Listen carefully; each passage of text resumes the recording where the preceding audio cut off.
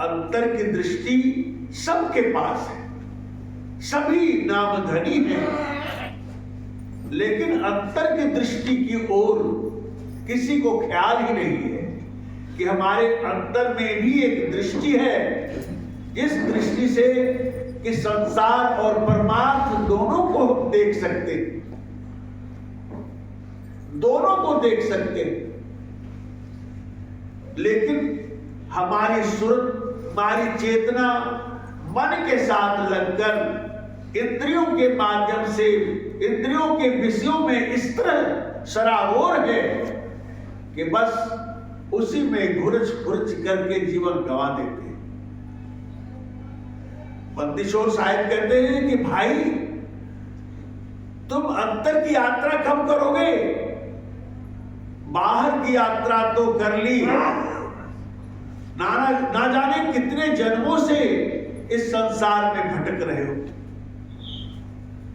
कभी सतयुग रहा होगा, कभी त्रेता रहा होगा, कभी कलयुग आ गया, और उस कलयुग में तुम हो।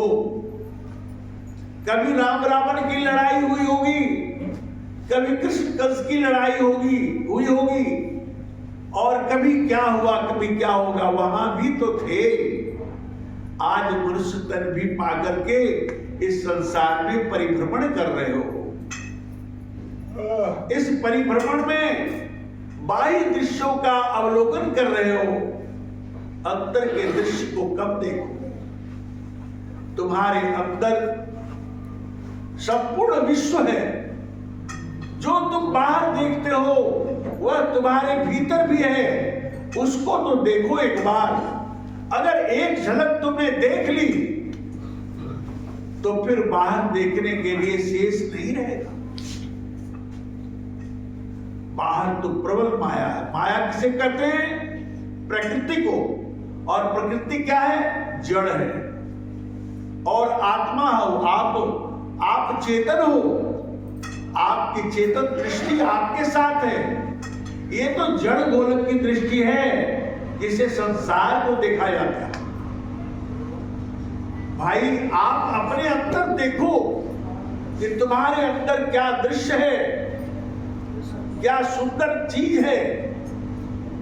आनंद का सागर है, इतना अधिक आनंद है कि भोगने वाला भी स्वयं को भूल जाता है। जब भजन की ताड़ी लगती है, जब भजन का स्त्रोत जगता है, तो भक्त जो होते हैं वह गुरु के लक्ष्य में लक्षित होकर के अपने अंतर के दृष्टि से जब वह अध्यात्म जगत को अवलोकन करता है तो उसका जीवन धन्य हो जाता है। ये सारे दृश्यों को देखने के लिए आप सक्षम हैं, आपके अंदर सारी शक्तियां हैं, लेकिन आप व्यय कहां करते? व्यय करते संसार के विषयों में, संसार के रिश्ते नाते में। ये हमारा है, ये हमारा है, ये हमारा है। भाई कोई किसी का नहीं है। आप यहां जन्म लिए हैं, परिवार मिल गया है, उससे लेन देन बाकी बकाया था तो आपको देना लेना पड़ रहा है। लेकिन जब आपका शरीर पूरा हो जाएगा तो आपने जीवन में जो कार्य किया है, जहां जहां जो कार्य किया है, उसका आप ही के हृदय में चित्त रूपी कैमरा ऑटोमेटिक सिस्टम से लगा हुआ है। वह फोटोग्राफ हो रहा है, निगेटिव तैयार हो रहा है, और पॉजिटिव तब होगा जब आपका यह शरीर पूरा हो जाए। आप इस शरीर को छोड़कर इस शरीर से निकाल बाहर कर दिए जाएंगे, तब जाकर के फिर दूसरा प्रारब्ध का शरीर प्राप्त होगा। अब ना जाने 84 लाख जोड़ियां हैं, उन जोड़ियों में आप किस जोड़ियों में जाएंगे और कहां कहां आपका मोह का बंधन जकड़ा हुआ है, कहां कहां आप मोह से जकड़े हुए हैं, वहां आपकी प्रस्तुति होगी। आप वहां प्रस्तुत होंगे और वहां के लोग आपको जानेंगे नहीं। क्योंकि तो अननोन है, वह कुछ नहीं जानता है, उसे अंतर जगत का कोई होश नहीं है। इसलिए सदगुरु बंदी छोड़ कबीर साहब ने बार बार चेताया। कहा साहब ने, मानुष जन्म सुधारो साधु, धोखे काहे बिगाड़ो, मानुष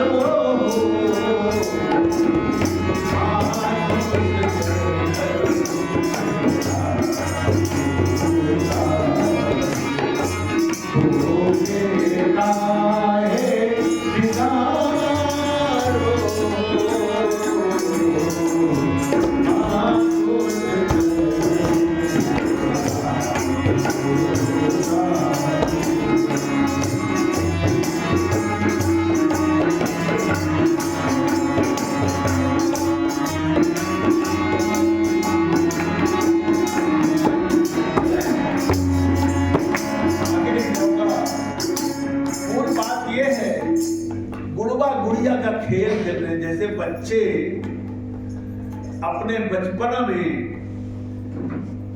गुड़बा गुड़िया बनाते हैं और ब्याह रचाते हैं, शादी रचाते हैं, मिट्टी का लड्डू पेड़ा पूड़ियां बनाते हैं और उसे जिमाते हैं, मंगत लगाते हैं। उसी तरह से जब वो जवान हो जाते हैं तो फिर उसकी शादी होती है, उसमें भी वही होता है। जो दृश्य बचपन में देखा वही दृश्य जवानी में आ जाता है, उसका रूपांतर हो जाता है। इसलिए साहब कहते हैं कि भाई गुड़बा गुड़िया खेल मत भूलो, साईं स्वांग से न्यारो हो। वह जो साईं है, जो आत्मा के अंतर में अंतरात्मा रूप से परमात्मा व्यापक है, जो सर्वाधार सृष्टि के हैं, सर्वेश्वर है, सर्व साक्षी और सर्वनियंता है, अविगत है। अविगत का अर्थ है कि जो अवन नहीं विगत बने खाली, जो कहीं खाली नहीं है, वह परमात्मा आपकी आत्मा के अंतर व्यापक है और बाहर भी व्यापक है। आप मिलना चाहते हैं प्रभु से तो बाहर कैसे मिलेंगे? बाहर मिलने के लिए तो दीवारें हैं, उन दीवारों में अटक जाएंगे। अंतर मिलने के लिए जो रास्ता बना हुआ है वह गुरु लक्ष्य है। तो उस गुरु लक्ष्य में लक्षित होने के साथ ही आपको वह चेतन आधार प्राप्त होता है।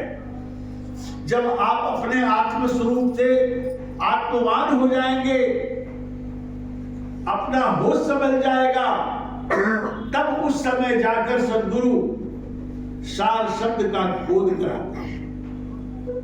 संसार में लोग सार शब्द पर बहुत सारी कल्पनाएं किया है किसी ने सार शब्द को निर्णय वचन कह दिया,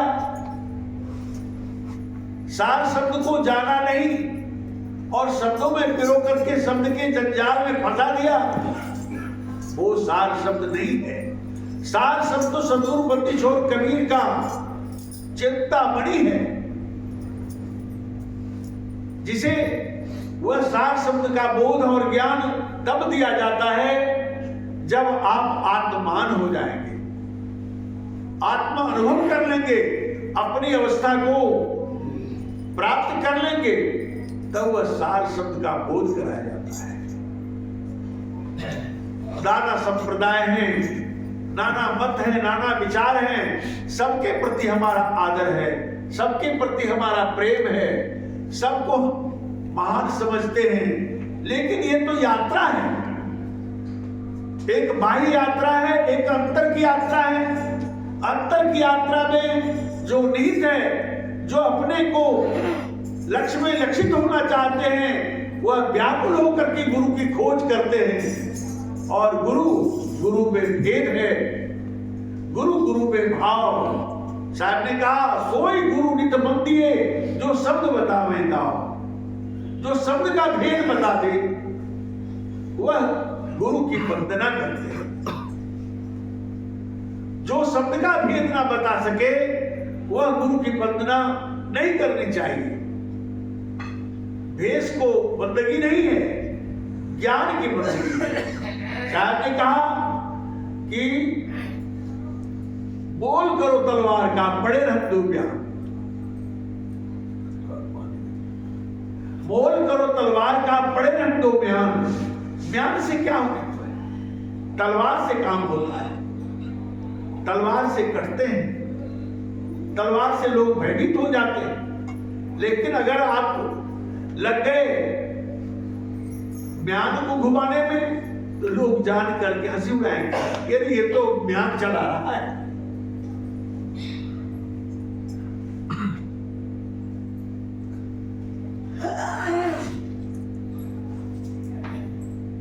इसलिए म्यान घुमाने से काम नहीं चलता। यहां तो मनुष्य योनि पाकर के हम लोग माया में आनंद खोज रहे हैं। माया में आनंद नहीं है, माया जड़ है, प्रकृति है। माया प्रकृति है, जड़ है, और आप चेतन हैं। लोग कहते हैं कि माया हमको छोड़ती नहीं है, माया पकड़ के रखी है, मैं क्या करूं, मैं विवश हो जाता हूं। माया पकड़ती नहीं है किसी को, माया को आपने पकड़ा है। माया को उस तरह आपने पकड़ा है जैसे तोता फंसाने वाला शिकारी जंगल में जाता है और सरकंडी का एक स्प्रिंग पर तैयार करके मशीन पर लगा देता है। सैकड़ों तोते आते हैं, उस पर बैठते हैं, उसके आगे उसका भोजन दे देता है शिकारी, और बैठ के बड़े चाव से उसको खाना चाहता है। जैसे ही खाना चाहता है, सरकंडी घूम जाती है स्प्रिंग के माध्यम से, और वह तोता का पैर ऊपर सिर नीचे हो जाता है। उसे भय लगता है, भय के कारण ही उससे चंगुल से पकड़ लेता है, उस सरकंडी को चंगुल से पकड़ लेता है, और वह सोचता है मनी पर कि किसी ने हमारे पांव को पकड़ लिया है, और फिर वह विवश होकर के पंख भी चलाता है कि मैं उड़ जाऊं। लेकिन उसे क्या होता है कि वह भ्रम में पड़ जाता है। कहे कबीर ललनी के सुगना तो ही कवन पकड़े। साहब कहते हैं इस जगह कि तुम्हें किसने पकड़ा है ललनी का सुगना? तुम्हें किसी ने नहीं पकड़ा है, तू ही पकड़ लिया इस सरकंडी को, और ब्रह्मवश तुम पंख फड़फड़ाता है, लेकिन शिकारी आके तुम्हारे गर्दन पर हाथ रखकर और पिंजरे में डालता जाता है, तुम्हारा विक्रय करता है। इसलिए संसार के प्राणी माया में भटके हुए, सारी माया है। अब माया की बात कह रहा हूं, मन माया तो एक है, माया मन ही सवाय, तीन लोग संशय पड़ी काई कहूं समझाए। मन और माया एक ही है, माया मन में है, मन माया में है, और आप माया नहीं है और मन भी नहीं है। आप मन भी नहीं है और माया भी नहीं है। आप चेतन आत्मा हैं। आपका जो आपका सोल है, आपकी जो चेतना है, उसके कहते हैं सुरति। उसे सुरति को मन ने फंसा लिया है इस तरह, और मन इंद्रियों के माध्यम से संसार के विषयों में लिपटा रहता है। ये सुख है, ये सुख है, ये आनंद है, ये ऐसा है, लेकिन वह मन भोगी है उसका। साहब ने इसे कहा है कि मने निरंजन काल है, राखे सब जीव भरमाई हो। मन निरंजन काल है, जिस निरंजन की सत्ता ने संपूर्ण विश्व को धारण किया है, और संपूर्ण विश्व का कर्ता वही है, निरंजन। और वह अपने मन रूपी सूत्र को सभी आत्माओं के साथ लगा दिया है। सभी जीवात्मा मन से प्रभावित होकर के मन के कारण यह विवश है। इसलिए साहब चिताते हैं कि मन जो है आपको भ्रम में डालता है। आप मन के भ्रम में ना जाए, आप आत्मान हो जाए, आप अपनी चेतना को अंतर्मुख करें, अपनी अवस्था को प्राप्त करें, तब प्रभु को जानेंगे, तब प्रभु की भक्ति होगी। ऐसे अन्यथा कोई प्रभु की भक्ति नहीं कर रहा है। अब मूर्तियां बना रहे हैं, उसे षोडशोपचार कर दें और उसको परमात्मा मान करके बैठ जाएं। क्या वो मूर्तियां अपने शरीर को भी नहीं हिला सकती? तो आपको क्या दे देंगे? तस्वीर हम भी लगाया है साहब का, हमारे गुरु है, आधार है। इसलिए आदर्श है। किसी के पिताजी हैं, वो चले गए संसार को छोड़कर, उनकी तस्वीर लगा दी, माला पहना दिया, आरती भी लगा दी, अगरबत्ती भी जला दी। यह पूजा में नहीं आता है, यह पूजा नहीं है, इसे पूजा नहीं करते, इसे कहते हैं सम्मान करना। अब वो नहीं है, उनकी कृतियां रह गई, उनका सम्मान रह गया। जो हमारे हृदय में संजोया हुआ है सम्मान, वह सम्मान हम उनका करते हैं, लेकिन वो नहीं है। आप भी हैं, आप भी चले जाएंगे, आपका सम्मान रह जाएगा। आपको जानने वाले आपका सम्मान करेंगे, आपकी पूजा नहीं करेंगे। पूजा का अर्थ होता है, जैसे लोग दुर्गा पूजा करते हैं, दुर्गा की पूजा करते हैं। दुर्गा का अर्थ क्या है? शक्ति। दुर्गा का अर्थ है शक्ति, और शक्ति का संचय, पूजा करते संचय, शक्ति का संचय करना ही दुर्गा पूजा है। आज देश में विज्ञान बहुत आगे बढ़ रहा है, वह एक शक्ति है। उस शक्ति को संचय किया गया, ज्ञान शक्ति को, भौतिकी ज्ञान की शक्ति को संचय किया गया, तो वह विज्ञान बहुत चरम सीमा तक पहुंच गया। किंतु वह अध्यात्म के बिना अधूरा है, केवल बाह्य ज्ञान है, अंतर का ज्ञान नहीं है। अगर अंतर का ज्ञान और बाह्य ज्ञान दोनों मिल जाए तो संसार में अमन चैन हो जाए, लेकिन यह संभव नहीं है, क्योंकि बीच में निरंजन का प्रभाव है। सारी सृष्टि को अपने चंगुल में निरंजन कर रखा है, और अपने मन रूपी सूत्र को सभी जीवात्माओं के साथ डाल दिया है, और सभी जीवात्मा मन से प्रभावित होकर के, मनमुखी होकर के इस संसार में केवल जीवन जी रहे हैं और फिर मर जाते हैं, कुछ नहीं ले जाते यहाँ संसार में। इसलिए सदगुरु बंदी छोड़ कबीर साहब ने कहा, मानुष जन्म सुधारो साधो, धोखे काहे बिगाड़ो हो, ऐसा समय बहुरी नहीं पहियो, जन्म जुआ मत हारो। ये जन्म जो पाया अपने मनुष्य जीवन का, इसको जुए में मत हार जाओ। इसके लिए कुशल गुरु की आवश्यकता है, जिसने अध्यात्म के उस भूमि को जान पाया है, आत्मदर्शन किया है और परमात्मा में विलोम किया है। वैसी आत्मा को गुरु बना करके उनके शरण में, उसके लक्ष्य में लक्षित होकर के अपने जीवन को निर्वाह करो, अंतर की यात्रा करो। यह साहेब का आदेश है। उन्हीं आदेशों को हम सभी उनका अनुचर होकर के उनकी आत्माओं को पुकार कर कहते हैं कि भाई अपने अंतर की यात्रा करो। बिना ज्ञान का संसार में कुछ नहीं होता है। गुरु नाम है ज्ञान का, शिष्य सीख ले सोए, ज्ञान मर्याद जाने बिना गुरु और शिष्य न होए। बिना ज्ञान के मर्यादा को जाने न गुरु होता है और न शिष्य होता है। इसलिए ज्ञान की मर्यादा समझनी होगी। जहां विनम्रता है, जहां जिज्ञासा है, जहां पर खोज है, जहां पर अपने आप को देने के लिए, सर्वस्व देने के लिए तैयार होता है, वहां गुरु दिग्दर्शन करा देते हैं। कहा गया है, साहब ने कहा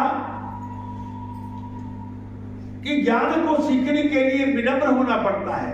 पहले दाता शिष्य भय, तन मन अर्पा शीस, पीछे दाता गुरु भय, नाम दिया बख्शीश। नाम तो बाद में दिया जाता है, जब शिष्य अपने आप को, सर्वस्व को दे देता है।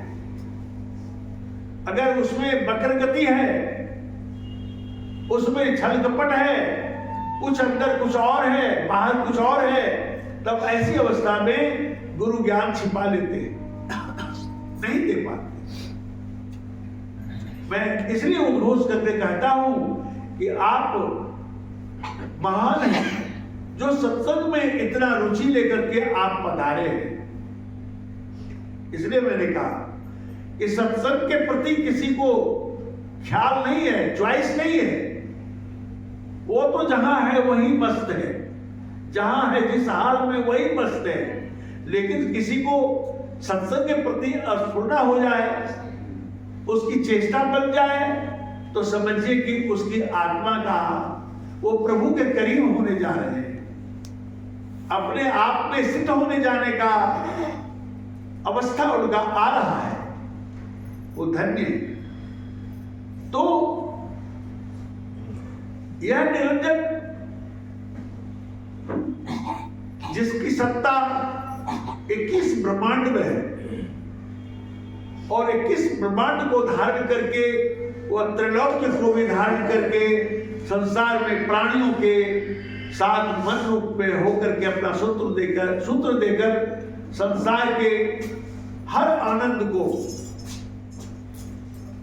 हर विषय सुख को वही भोगता है। आप नहीं भोगते। लोग सोचते हैं कि मैं प्रकृति को भोग रहा हूं, प्रकृति का ऐश्वर्य ले रहा हूं, यहां का आनंद ले रहा हूं। भ्रम में वह भोगने वाला मन है और मन आप हैं नहीं। जैसे भूत लग जाता है किसी प्राणी को, तो भूत आए हुए अवस्था में वह क्या है, अपना होश ही गवा बैठता है। बाद में पूछिए कि आपको क्या पता है, आप जो आपके ऊपर प्रेत आया था तो आपको क्या हो गया था, तो नहीं पता है। कहेगा कि हमें कुछ पता नहीं, मैं भयभीत हो गया और मुझे कुछ भी पता नहीं। क्यों? कि उस वक्त उसका संपूर्ण रस जो भी है वही ले रहा है, उसके ऊपर आकर के वह बेहोश है। उसी तरह से मन बेहोश करके आत्मा को और प्रकृति का आनंद लेता है। आत्मा को नहीं जानता कि मैं कौन हूं, मेरा स्वरूप क्या है, मैं कहां से आया हूं, मैं कहां जा रहा हूं, मुझे क्या करना चाहिए, मैं क्या कर रहा हूं। सारी तमाम बातों को भूल करके बस विषय रस के आनंद को लेने में अस्त व्यस्त है। वही सत्य लगता है उसे, वही सत्य मानता है। अंततो गत्वा वही संसार में कुछ नहीं ले जा पाता है और ले जाता है संसार का कुसंस्कार, आपसी झगड़ा, आपसी मनमुटाव। जहां जहां ईर्ष्या द्वेष उत्पन्न हुआ, उसी सब गुणों को ग्रहण करके वह अपने चित्त रूपी कैमरे में कैद कर रखा और उसके बाद वही लिस्ट निकाल करके निगेटिव को पॉजिटिव किया जाएगा। फिर उसी के अनुसार आपको योनियां दी जाएगी और इसी काल चक्र में जीवात्माएं पड़ी हुई हैं अनादिकाल से। जन्मना मरना यही होता है, जन्मते हैं, कुछ दिन ठहरते हैं, फिर मर जाते हैं। ये प्रक्रिया सदियों से चली आ रही है, जुग जुगांतर से चली आ रही है। जब से जीवात्मा उस प्रभु से बिछड़े हैं तब से आ रही है।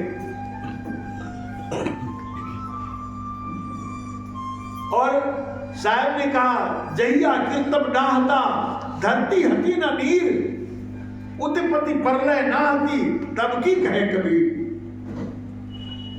कबीर साहब कब की बात कर रहे? जब सृष्टि नहीं बनी थी, संसार नहीं बना था। बीजक को उलट कर देखिए, उन्होंने कहा उस समय की बात मैं कह रहा हूं, जब इंसान इस धरा पर नहीं आए थे, ना गुरु था ना कोई चेला था, उस समय की बात कबीर साहब कह रहे हैं। तो उस समय की बात वो कह रहे हैं, तो हमें इन बातों पर ध्यान देना पड़ेगा कि भाई उस समय से साहब चिता रहे हैं और आज तक भी चिता रहे हैं। हम आत्माओं में वह प्रेरणा देख करके आप सबों के लिए आगे खड़े हो गए। आप सबों को आपके संदेश दे रहा हूं, उनका आत्म संदेश दे रहा हूं। तो आत्मा को जगाना है, मन को सुला देना है। साहब ने कहा, तजी मन भजी रहू मोरे भक्ता, सत्य कबीर सत्य है भक्ता। बीजकवाणी है, तजी मन, इस मन को त्याग कर भजी रहू, तब भजन करो। मन जब तक है तब तक भजन नहीं है। बीजक के बात को समझेंगे एक एक शब्द को कि तजी मन भजी रहू मोरे भक्ता, सत्य कबीर सत्य है भक्ता। कबीर सत्य है, वह सत्य वक्तव्य दे रहे हैं कि मन को त्याग कर भजन करो, अर्थात मन से ऊपर उठ करके भजन करो। जब तक मन का साम्राज्य है, जहां तक मन का साम्राज्य है, वहां तक भजन नहीं है, कर्म है।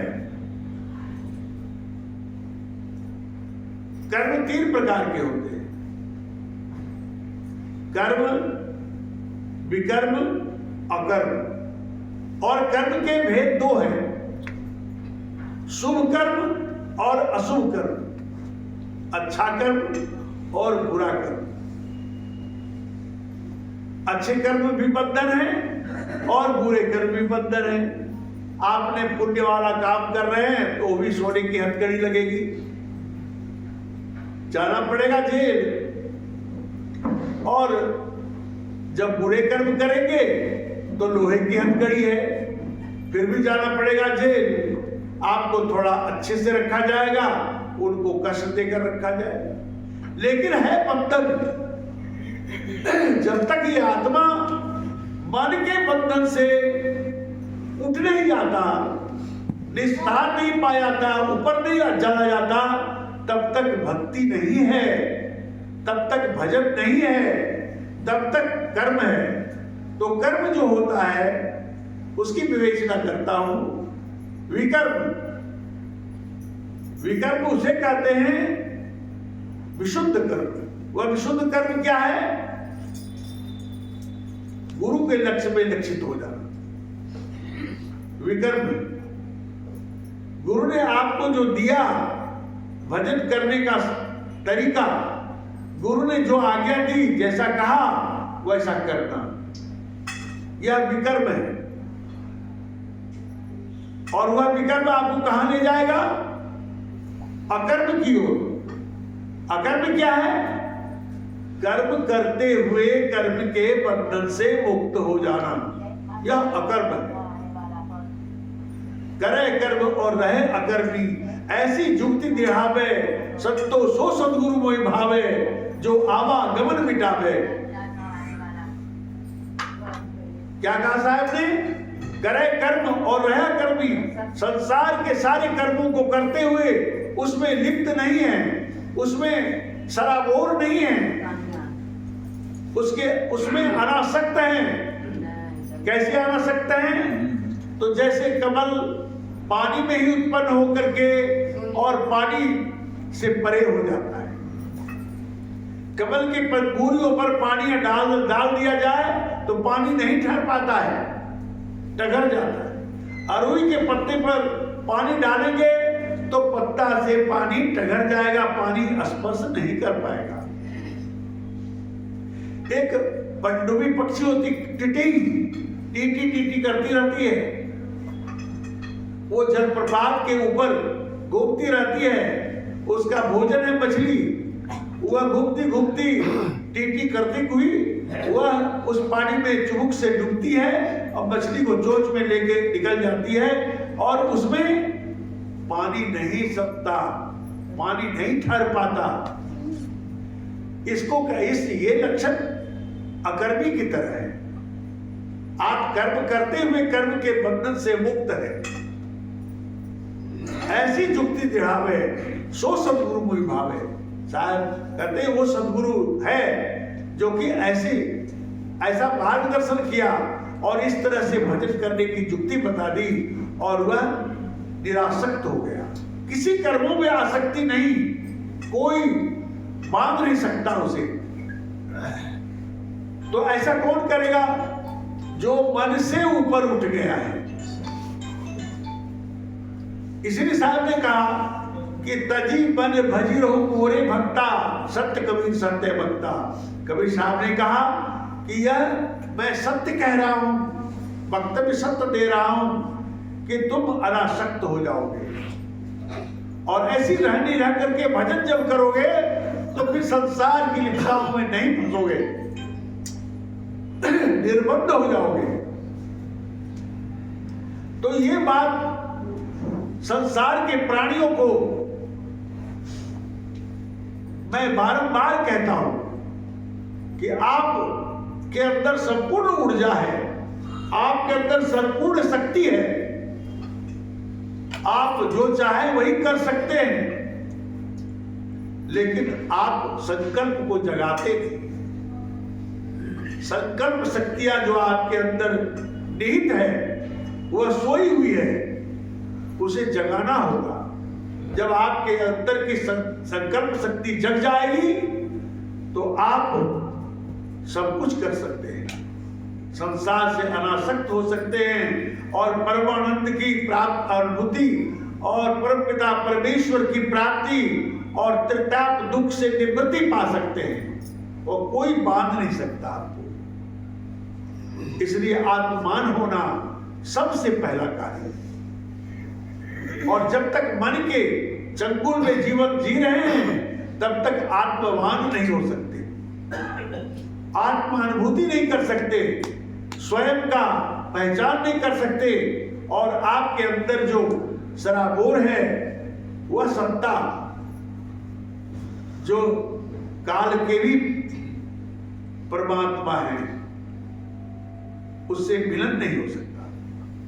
इसलिए हमारा आपसे अविनय निवेदन है, विनय है कि आप सभी इस मेरे इस शब्द समय में जो कुछ मैंने कहा, कहने का तो और कहते रह सकता हूँ, समय तो है नहीं। 2 बजे सत्संग समाप्त होना है। संपूर्ण प्रक्रिया सभा की 10 मिनट बचे हुए हैं। 10 मिनट में आपको आरती शांति पाठ करके समापन करना है सदगुरु की छत्र छाया में। और फिर हम सभी भोजन भंडारा तैयार है। सब लोग जो आए हैं सभी भोजन प्रसाद पाकर ही जाएंगे, ऐसे नहीं जाएंगे। आपसे मेरा यही निवेदन है। तो मैं आप अपनी वाणी को यही विराम देता हूँ कि थोड़ा कहना और अधिक समझना, अधिक इस पर अपने मंतव्य को रखेंगे, क्योंकि मन के मंडल बैठ के खोजे ब्रह्म अनूप। मन के मंडल में बैठे हैं और जो अनूप है ब्रह्म, अनूप कहते हैं जिसका उपमा नहीं दिया जा सकता, मन इंद्रियों से परे है। तो उस अनूप ब्रह्म को खोजना चाहते हैं तो मन के मंडल में नहीं मिलेगा। खोज करें गुरु साहिब।